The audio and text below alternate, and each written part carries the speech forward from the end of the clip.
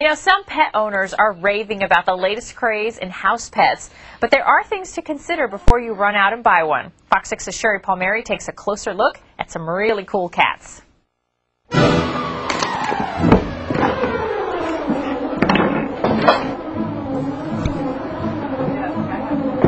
Meet 3-year-old Saya and 4-month-old Starbuck. They are Savanah cats. Breeders estimate there are only about 5,000 or less in the world. They typically have a lot more energy than domestic cats. And perhaps why? Savanah cats, which first started to be bred in the 1980s, are a cross between the nearly endangered wild African serval and a domestic cat. They are the largest hybrid cat that exists. The unique thing about this breed is you can walk them on a leash just like a dog, and they actually seem to enjoy it. Saya, come here.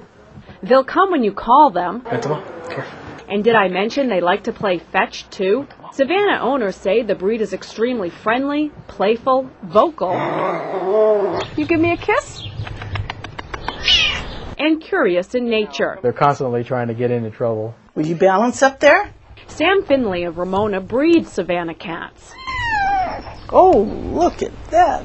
However, she's not allowed to breed first-generation Savannahs because it's not legal to own a serval in California. In fact, in some states, it's not even legal to own a Savanah cat. In California, there's no problem with them. They are definitely accepted. They are bred to take on the wild appearance of the serval, with its spots, long head, and large ears. And these designer cats come with designer price tags. The cost of a Savanah depends on what generation away from the wild. The closer it is to the wild, the more expensive they are. The F1s will run, male and female, between $4,000 to $10,000. The F2s will generally run $2,500 to $5,000. And if the price didn't scare you off, there are some things potential owners should consider before purchasing a hybrid cat. Things as simple as finding a boarding facility when you go on vacation may not be easy. Finding a veterinarian to take care of this individual may not be easy. Finding the right vaccinations or the right nutrition is going to take that much more work. Sam says Savannahs need to be fed raw meat daily, and she has a warning of her own. You should realize that you have a cat with more intelligence that you're probably used to. Some owners say if you don't catch on to their games quick enough, they'll get annoyed and they may end up training you instead of the other way around. In Sorrento Valley, Sherry Palmieri, Fox 6 News. Boy, it's like having a dog, isn't it? Yes, Sam Finley is with us this morning to talk a little bit more about these Savanah cats. You know, and we've been told this all the time, that wild animals do not make good pets. So how safe is it to have a cat that's, even though it's only crossed with a domesticated cat? I mean, is it still safe? Yes, it definitely is. I don't recommend F1s, which is the first generation away from the wild.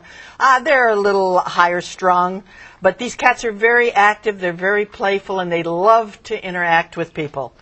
They even like to enjoy your computer with you. Okay, so if you're looking for a cat like this, and you said F1s, which is the first generation removed from the wild animal, what do you recommend? How many generations should you look?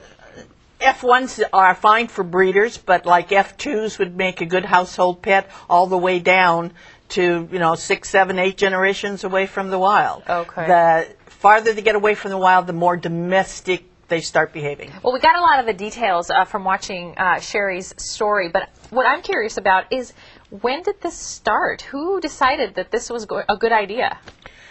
It started back in the 80s with the Savannahs, but the Bengals were preceding them, showing that you could cross a domestic with some wild cats and duplicate the breed, and the people do that for the purpose of knowing that a lot of these cats will become extinct, that we will have something around in a domestic variety to recall the ones that we used to have on this earth and don't have anymore.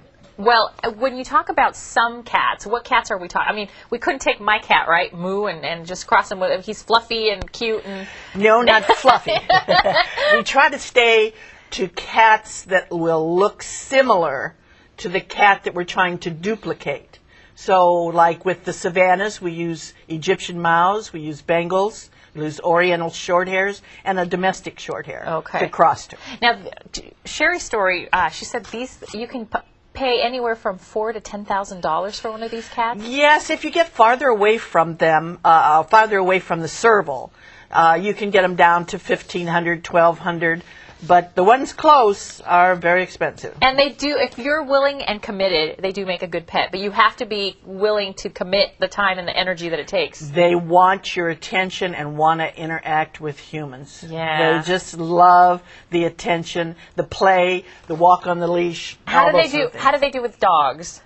Love dogs because the dog is intelligent. And so they enjoy playing with that dog because it's something that'll roll and wrestle and tumble with them. Where some other cats say, "What are you doing? You know, all I want to do is lay around and sleep." Yeah, that's my cat. That's right. Okay. But these want to be active. Okay, so if you'd like more information on these Savanah cats, you can go to fox6.com, and of course we will hook you up with that information. I just want to thank you, Sam Finley, for coming in this morning. It was my pleasure. Appreciate it. All right, and by the way, we do have a serval cat coming on our show tomorrow, so if you were wondering what a serval cat looks like, we'll have one here. We'll play with it. We won't take it home, though. Thank you. Thank you very much. All right.